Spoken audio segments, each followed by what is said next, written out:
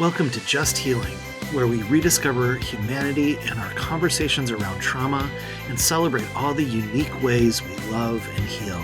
I'm one of your Season 2 co-hosts, Michael Munson. Trauma doesn't exist in a bubble, and healing shouldn't either. Let's listen, let's learn, let's heal. The United States is a very either-or society. You're either this or that. You're right or you're wrong. You're male or you're female. And that's just not the way the world works. If you look at history from a queer and trans lens, you can see that there have always been queer and trans people. So people have had to fight really hard to be able to define ourselves for ourselves. So our individual attitudes and beliefs create those cultures, those systems, those laws and policies, which means we have the power to change them.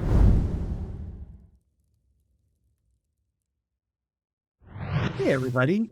Welcome to the next episode of Just Healing. I am Michael Munson, your Season 2 co-host. I am really excited to introduce you all to Emil Rudicell, who is on Forge's staff. We've been working together for about a year, and they are an incredible asset to our team and have just such an amazing set of knowledge and skills and compassion and all of those good things that I want in employees, but who the world needs as well. So let's dive in and let's listen, let's learn, and let's heal together in our conversation. So Emil, do you want to introduce yourself and share a little bit about who you are, what your work has been, all of those things? Absolutely. It's hard to top that set of compliments you just gave. So thank you. I'm Emil. I use they, them pronouns. And my work history has been a lot in the field of anti-violence and kind of peer support work to keep it super simple. But what that really means is that I worked on a lot of crisis hotlines, a lot of places where people go for support, information, to have somebody to talk to and listen to. And then I've also done a lot of training people to work on those hotlines and in those types of services. Before Forge, I worked in domestic violence prevention and also supporting domestic violence services through training and capacity building and things like that for many years in the lovely state of Florida. Which I feel like I should mention now because I'm sure it'll come up more in our conversation. A lot of my examples might be Florida specific. Yeah, I was going to say that is probably an important piece of what we're going to talk about as we talk about some legislative issues and what's going on in our country. And Florida's been at the head of many of those initiatives. So, you're right there. They have some really great things and some really terrible things. State. Yes. And I think that's the way of our world right now. And I'm hoping that we can talk about both some of the really icky things that are happening, the really harmful things, but we can also talk about some of how communities and how people are making the world better, even through some really, really harsh things that are happening. So that kind of leads us to what are we going to talk about today? And it's kind of fun. This podcast series is covering so many different topics that this will be something different than the other ones, which is fantastic, I think. So we're going to talk about some things that might be really familiar for some folks and might be really unfamiliar for folks. So kind of depends on how much news you read or what communities you circulate in. But we want to talk today a little bit about the kind of the current socio-political, cultural environments. We can call those things a lot of different words, but I think most of us kind of know that there's a lot of stuff happening in our country. That's a lot of anti-stuff, anti-trans, anti-queer, anti-Semitic, anti-lots and lots and lots of things that make it really painful and hard for many of our different communities. So we want to talk a little bit about how it affects young people, how it affects adults, how it affects the service providers that are caring for folks that have been harmed in either by those legislative efforts or by the stuff that is happening directly to them in different ways. So I'm wondering if a good place for us to start, since we're going to be talking about anti-trans legislation is to maybe lay out a few words that people may or may not be familiar with. And I'm going to leave it up to you to pick what some of those words might be that maybe we should have just a little bit of definition for.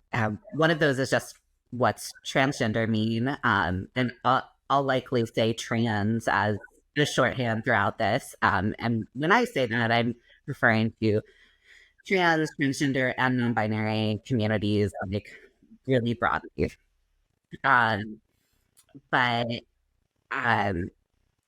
for folks who are less familiar, trans, there's a lot of really short definitions that I feel like maybe aren't so helpful because it's actually a really nuanced term that means a lot to different individual people. But the way I like to kind of give people a picture of things is, a baby's born, right? A doctor looks at the outside of that baby and says male or female. And sometimes they say that baby is intersex, which means that they have sexual traits that vary from, what the kind of quote standard definitions of like this really rigid male and female box are. But birth certificates let you say M or F, right? So you got to pick one for no matter what the baby looks like. That kid grows up. Some kids grow up throughout their entire life. What that doctor said, you're like, yeah, feels fine. Some people are like, this is awesome. This is me totally. And other people are like, yeah, sure, it's good enough.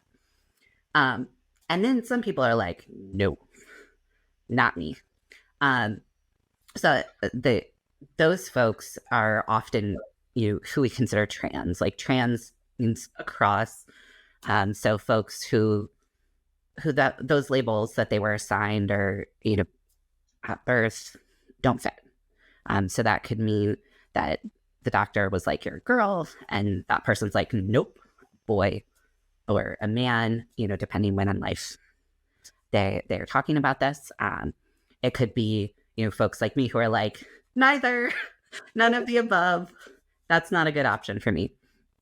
And there's so much nuance in there, but that's sort of the simple, the long-winded simple answer for trans. And then non-binary is the current kind of most popular umbrella term for that group of people who are like man and woman.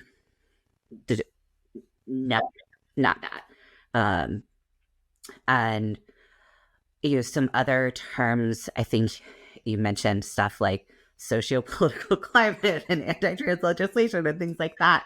And, we'll probably get to explaining those throughout, but I think a piece that I feel is really important going into this is that, what happens at a governmental level impacts us as individuals. It impacts our connection to each other, to the people we know, and it impacts our communities as groups, whether that's an identity-based group like LGBTQ communities, or a geographical group like a neighborhood, a school, or state. And the government's made up of people, so our individual attitudes and beliefs create those cultures, those systems, those laws and policies, which means we have the power to change them. But, I think that one of the things that I'm seeing a lot in the media, and I mean both queer and trans media as well as mainstream media, is a lot of arguing about, well, what words are we using to call people?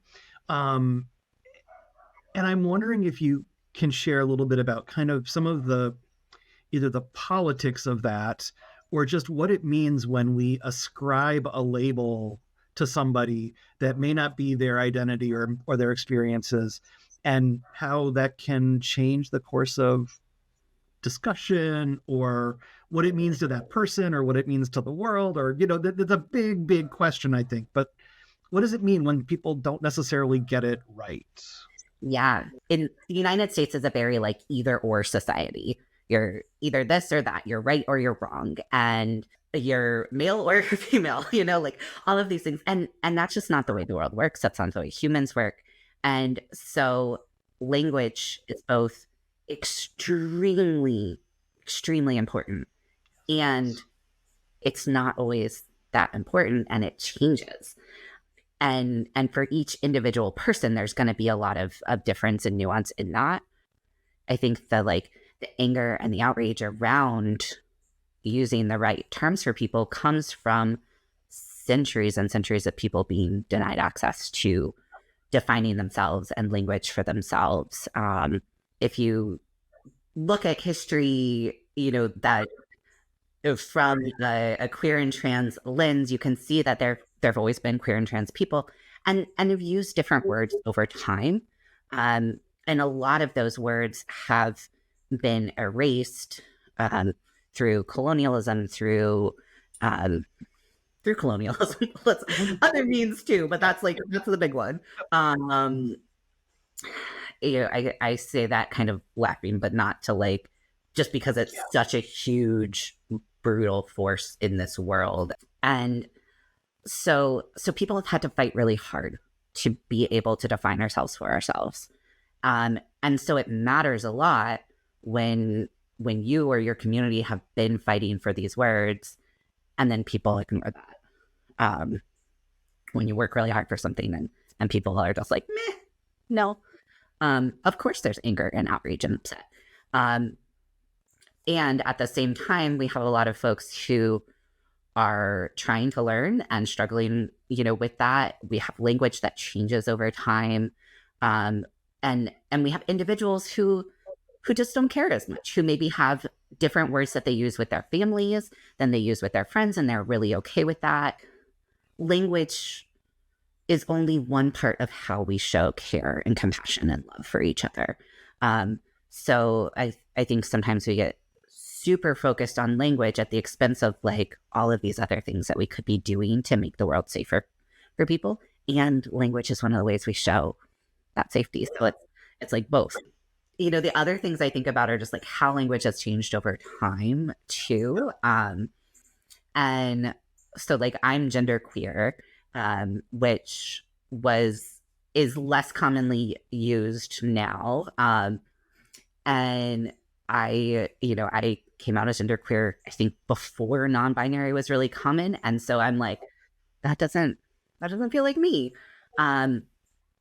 As a personal example, but then there's also all this research about how folks with similar identities tend to live in the same city or town or neighborhood, and it's looking at both how we influence each other. The peers we're around when we're developing our way to articulate our language affect us. They give us words and values and ideas, and we sometimes move to where there are people like us, and that language changes over time. So it's totally normal for somebody to use certain words when they're 5, different words when they're 15, and different words when they're 50, because we grow and change as people, and the words we have access to grow and change as well.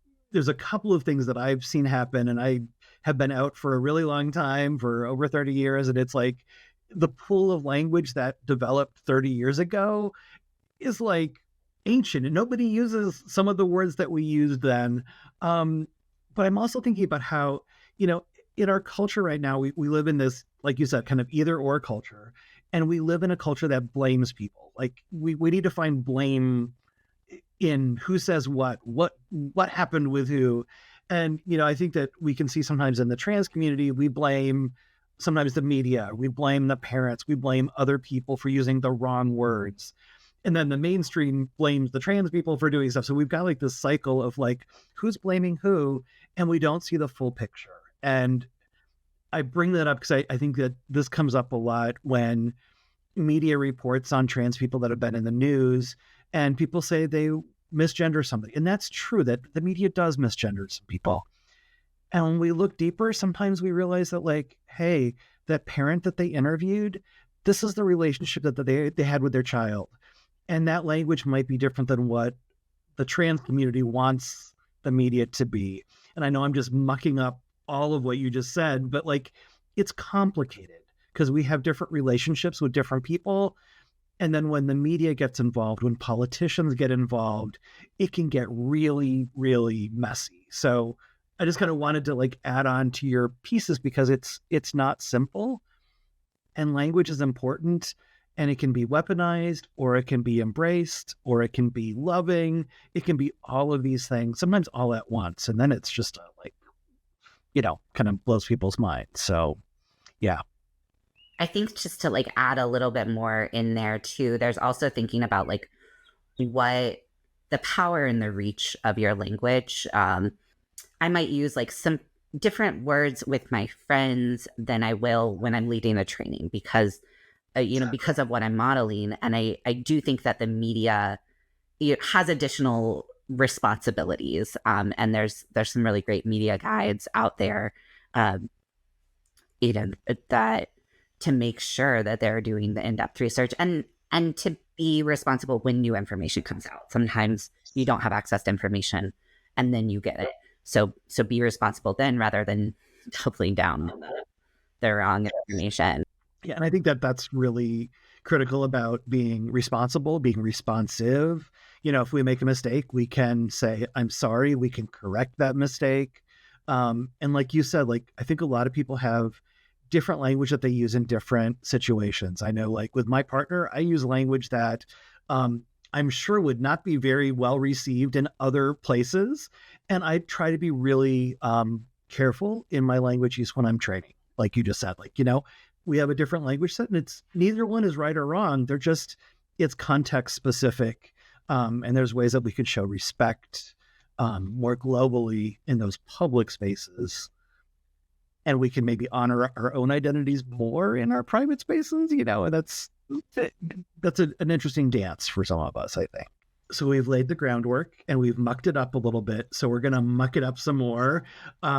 Let's talk about our current environment and how, in particular, anti-trans legislation is impacting education, specifically around the young people and learning about relationships, learning about themselves and our world. So, there have been a ton of anti-trans and anti-LGBT laws over the past few years. And there have been a ton of racist laws for the anti-critical race theory is how it's often framed. And that's like in quotes because critical race theory is a very specific academic term and is like, it wouldn't be accurate to apply that to what's being taught in elementary schools ever because it's a legal term. Those have both really impacted schools and education and teachers from every level to what's in curriculum, to who guest speakers are, to how teachers can talk about themselves, their families, what they can decorate their classrooms with, what books are available in libraries. Seeing massive amounts of book bans throughout the country. First, young people aren't having access to a wide range of educational materials. When you deny books, when you deny certain topics to be talked about, kids can't learn about what's actually happening in the world and then apply critical thinking skills to it. And then you're also telling kids like their identity or their family experiences are wrong, are not allowed to be talked about. When you say like, oh, we can't share that you have two moms in this classroom, the implication is there's something wrong with having two moms, and there's absolutely nothing wrong with having two moms or three moms or five moms. And so kids really need to be able to share those identities and experiences and talk about it and think about it. In Florida, this has also included bans on what's called social emotional learning. Social emotional learning is what it sounds like. It's learning about social and emotional skills. So naming your feelings, recognizing that it's okay to have feelings, figuring out how to respond to your feelings, how to identify that other people are having feelings and have their own unique experiences of the world, how to have skills around that.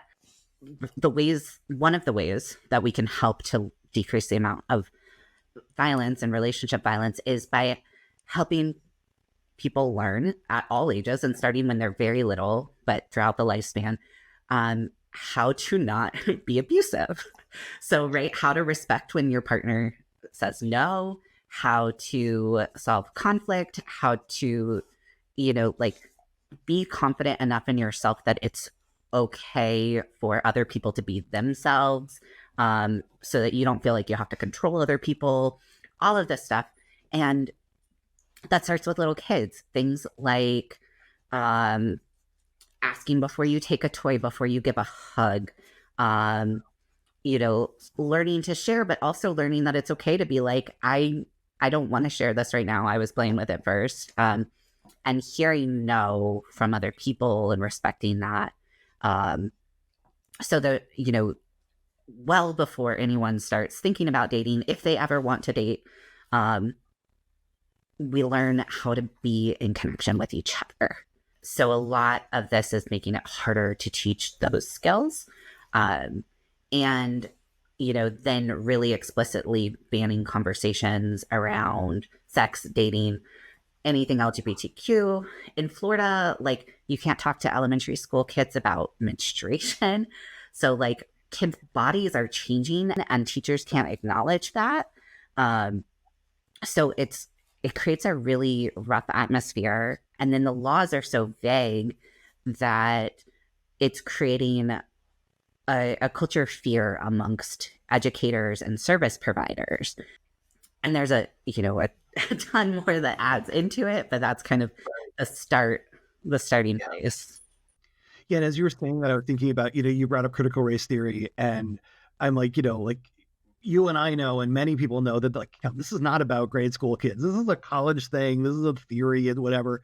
And I think that relates to how people are thinking about relationship skills and what gets taught in school. They're thinking like, hey, we don't want to talk about critical race theory in primary school. Well, right. We don't want to do that. But I think sometimes people think that when we're talking with young kids in particular about relationships, they're thinking about how people are having sex. And it's like, no, what you just said is right? It's teaching people about, can I play with this thing that you're playing with, or setting boundaries, or defining who we are as our own selves, and how to be nice to other people. And, like, some of those things they have nothing to do with romantic relationships. They have nothing to do with sex at early ages, and they're certainly fine to talk about sex, but that's where some of this gets really convoluted by the legislators who want to ban what gets taught because they don't even understand what's getting taught.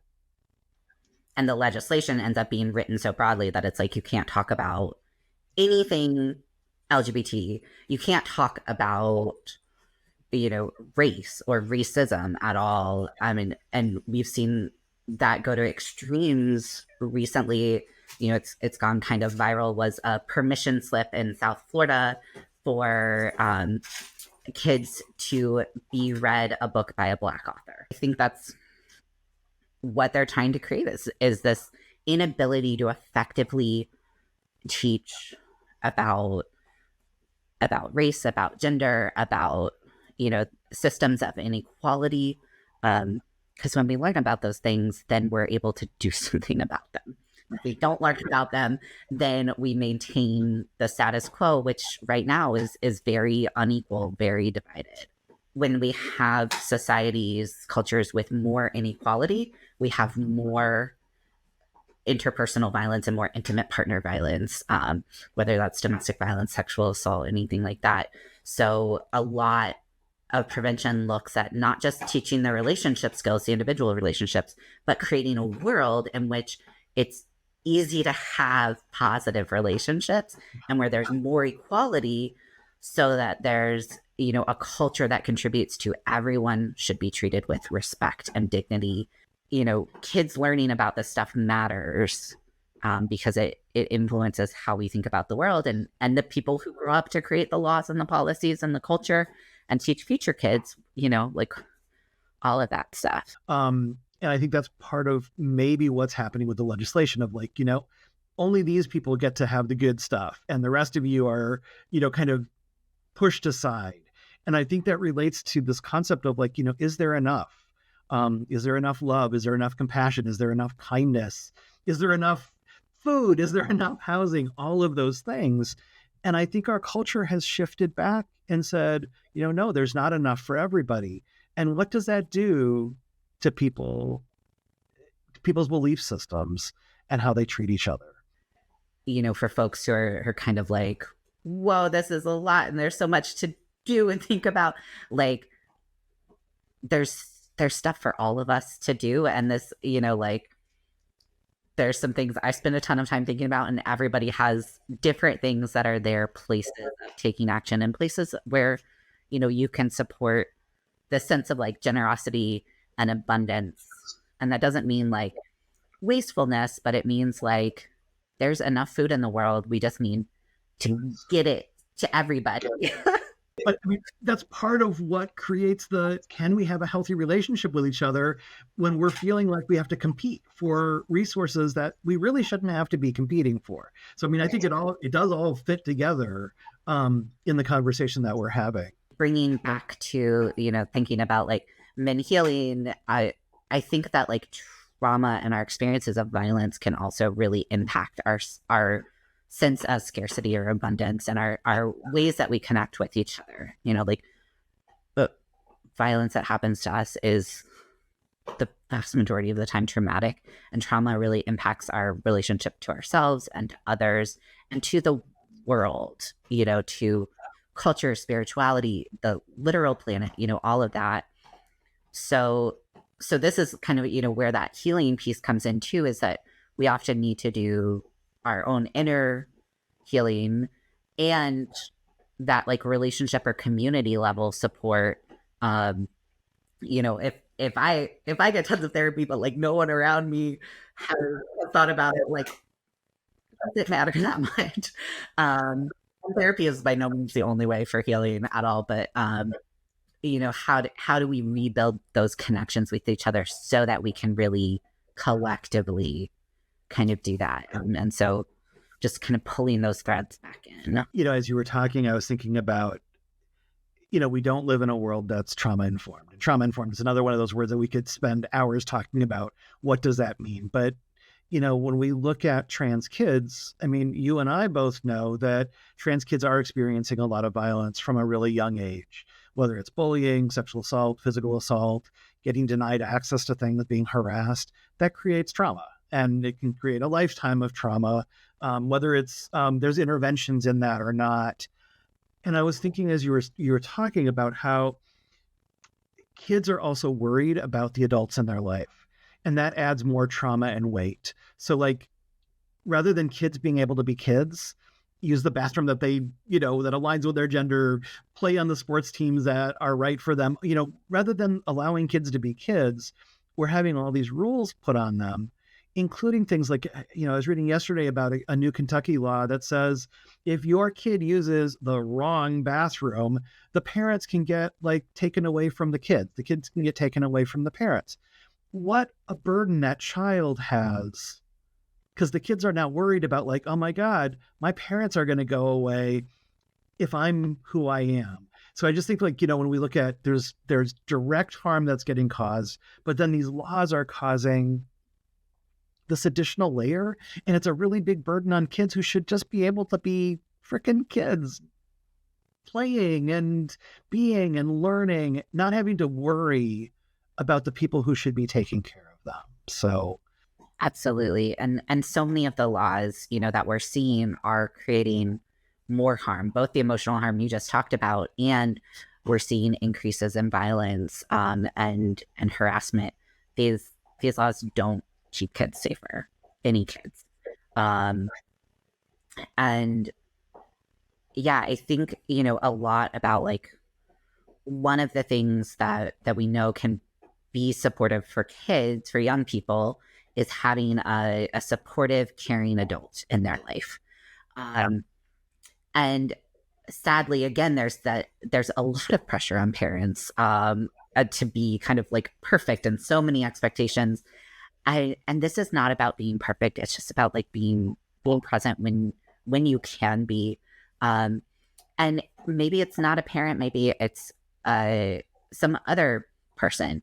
And it just really like listening and valuing the experience of kids, like being transparent with them without increasing their burden. So like kids are scared and have been for a long time. It's not just trans kids, kids who are immigrants or whose parents are immigrants have been scared for decades about their parents being deported, about having to keep that safe.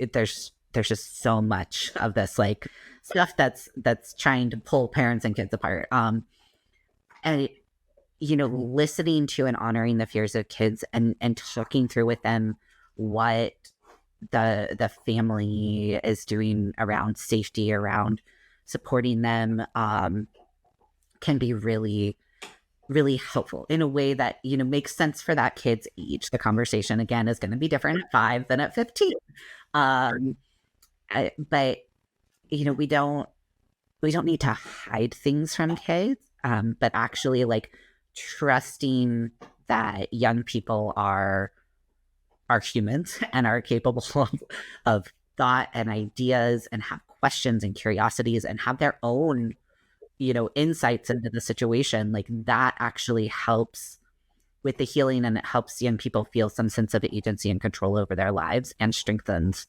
connections. So it's scary and it's hard, but those conversations can be done in beneficial ways. So some of the laws that are happening right now don't just affect the trans kids or the school system. They affect the parents. They affect trans adults or non-binary adults, but they're also affecting service providers. So like, I mean, what is the ripple effects to those other folks that are tangential but critical? There's a huge effect. I mean, some of the laws are impacting, who can provide healthcare and what type of healthcare. And then also, so there's those providers. And then there's also educators, people working in school systems, even victim services providers are being impacted. Some of these laws are, there's a proposed stuff in Florida that's going to affect what kind of training any nonprofit can provide to their staff if they get government funding. And it's like, well, you need to be able to train people to treat other people with respect if that's your job. So we're seeing providers move, so that they can keep doing their jobs with integrity. Some providers are not willing to do the terrible things that governments are asking them to do, so they'll move. We're also sadly seeing a lot of providers be harassed, getting hate mail, getting overly scrutinized, for just across the board. And it's not because they're doing anything that's bad. It's that there's, there are campaigns that are like, hey, let's target this doctor, this person, to try to get them to stop providing the care that they do, whether it's medical care or even, getting teachers fired, things like that on both sides. So it's a really scary and environment to work in. And so we're seeing an increase in stress. There's fewer providers available, which means, more work for the ones that stay, plus this added attack and, added insecurity of like, how do I keep doing my job in the way that I need to be doing it while meeting these laws? It's a lot, and folks are tired. You've brought up a lot of things that really highlight some of the intersections, right? Mm-hmm. Of, we've got a world that's anti-trans, anti-queer, anti-Muslim, anti-Black. We don't like to talk about anybody that has a uterus. We don't want to talk about we want to talk about them, but our world is wanting to repress the discussions about folks, as well as penalize or be punitive to folks for just being who they are. And as I was thinking about our conversation today, I thought about, one of my favorite quotes is by Audre Lorde, which, and I always have to read it because I always kind of bastardize it in my head, but she wrote that there's no such thing as a single issue struggle because we do not live single issue lives. So a lot of what we've been talking about is that framework of how it's not just one thing that affects us. So I'm wondering if you want to share a little bit about some of those intersections, how they compound levels of harm, how they can also create some community and maybe some healing in those intersections that are happening.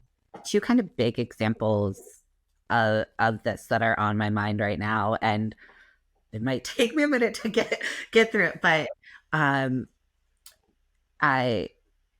one, looking really specifically at violence, Interrupting Criminalization just released this big report about the violence and harm done by police in schools, and particularly focused on Black girls and trans youth and gender nonconforming youth. But we can see across all genders, that there's a lot of police violence in school. And through a over 10-year study, the third most common form of violence was sexual violence. And so, I think that there's like layers of intersections there, how we see, policing, race, gender, sexual violence, and like our values about school and who has the right to education and what that education should be like. And that these things that are quote unquote for safety are not making the vast majority of people safer. And so really, kind of like there's so many ways we can reimagine what schools could be like. We talk some about the education piece, but then also looking at the policy piece. How can we create these cultures where like schools feel like safe, supportive environments and actually are, where kids aren't getting assaulted by the adults that they are being told are there for their safety. And I think like another piece in Florida, and I swear I'm going to find a way to connect all of this, is we've recently had, and throughout the history of the state being, a state in the United States, a lot of gerrymandering, which is this process by which voting districts are reconfigured so that certain political parties are more likely to get voted in, despite the actual demographics of the place. And there's, a major case here where one of the last majority Black voting districts, they tried to change it. And then we've also like Floridian voters said through the popular vote that we wanted people who had been convicted of felonies after their prison term to be able to vote again. And then the governor was like, yeah, no, I'm going to add all these fines and stuff. And so, but voting rights are really critical to how we create policy. So there's a stereotype that Florida's like this ultra conservative hellscape, for lack of a better word. But then you look at and you can see all of these policies that made it so that like people don't actually get a say. And there's, another study nationally that like popular opinion doesn't really matter in how politicians vote. And it's like, wow, okay. So there's all these intersections, and that matters because what I was taught in school is that, we live in a democracy. And so the actions of the legislator affect the majority of people. So many of us think, oh, there's all this anti-trans stuff. That must mean most people are anti-trans. And that's actually like not true. Like most people, if they had accurate information, which goes back to the, the media training piece, about issues, like are not anti-trans or wouldn't be if they had the information and, to learn about it. And so I think that's kind of leads to the like, how are we building with each other piece. So the intersectionality is like knowing our issues are connected, right? You can draw bridges through almost whatever, your personal life and struggles and ideas and practices are to different social issues and between different social issues. And so when we can build that doesn't mean you have to do everything, but it means that we're connected to each other and we can support each other and we can kind of like be, again, be in this together, and really see how other things matter. And sometimes that can feel overwhelming. Like there's so much I have to care about, but it's also like I can trust, that there's so many people who care, and we can create more access to pathways to care by things like making sure people have access to, actual education, making sure the media is honest, and like uses people's right names, but also has integrity in their reporting, and is looking at bias in journalism, by having voting rights, by like all of these things. And when you were talking about that, I was thinking about how like it doesn't, like, the legislators don't represent the people's views of the real people, and it reminds me when I think about healing and transforming our world. There's this divide between, like you said, the legislators who have this small little voice. Well, they have a big voice, but the minority opinion in general. And then I think about people like, who are our neighbors? Do we, are we friends with our neighbors? Our neighbors are probably not just like us. Our neighbors probably have some differences that might fall into one of those things that people are trying to legislate. And I was also thinking about, you and I, one of our staff people at Forge lives out in very red states, well, not red state, but, a red district, where a lot of the neighbors, they have Confederate flags, they do whatever. But our staff person has tea with one of the neighbors every week. And they have red and blue differences, but it's really hard to hate somebody when you sit down and have tea with them. So, it kind of goes, I'm taking what you just said a little step farther, which is, how do we connect with people? And we can connect with people who we think that we may not have anything in common with. And that's one of my personal beliefs of like how we start to deconstruct some of what the laws are, what that black and white thinking, either or thinking is. And I know that's not where you were going with it, but that's just kind of how I have been trying to have hope in things.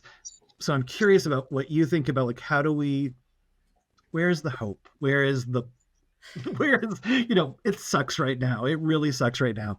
How can we use the intersections of our multiple identities? How can we make the world a little bit better?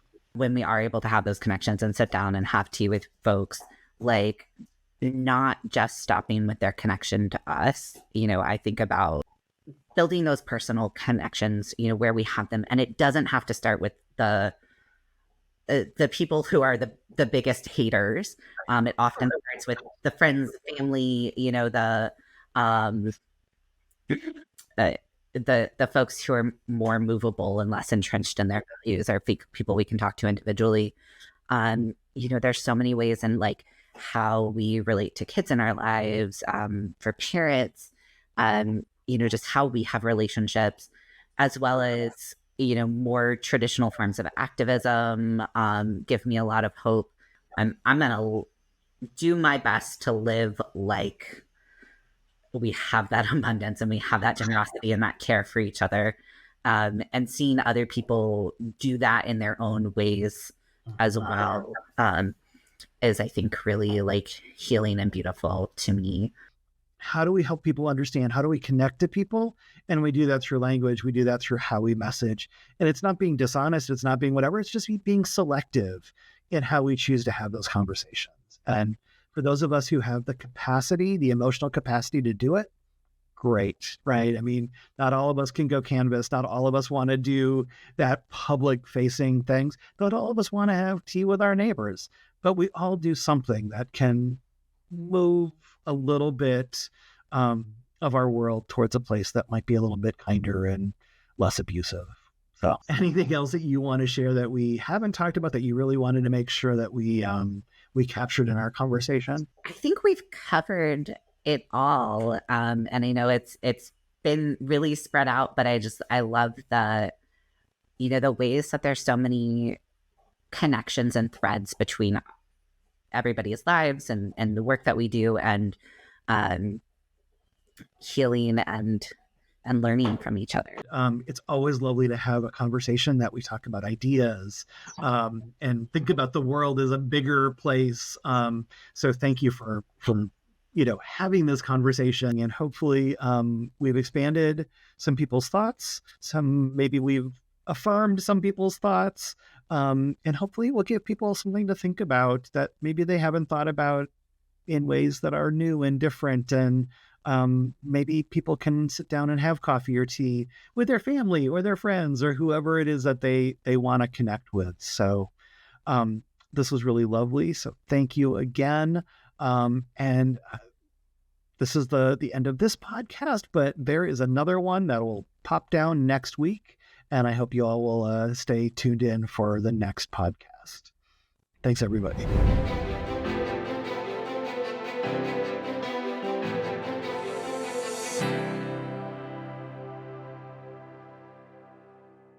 Thank you for joining us for this episode of Just Healing. Join us for new episodes throughout 2024, where we will continue to spread messages of hope and healing, and welcome Just Healing's two other new co-hosts, Dr. Greg Kaysen and Jace Barron. It's going to be an exciting year. And remember, you are worthy, you are loved. Trauma doesn't define any of us. Healing is possible, and it's a collective journey. This podcast was produced by Dr. Deborah and me, Michael Munson, in collaboration with Men Healing, a national nonprofit organization dedicated to helping provide accessible resources and community for any male or masculine identifying individual who has experienced sexual harm. You can donate, check out our healing events, videos, and other resources at menhealing.org. If you or someone you know has been a victim of or experienced sexual harm and you need to talk to someone, RAIN can help. Call their National Sexual Assault Hotline to speak with a trained staff member who can provide you with confidential crisis support. It's free, it's confidential, and it's available 24/7. You can call 1-800-656-4673, or you can go to their web-based chat support. You can reach it at hotline.rain.org. That's HOTLINE.RAINN.org.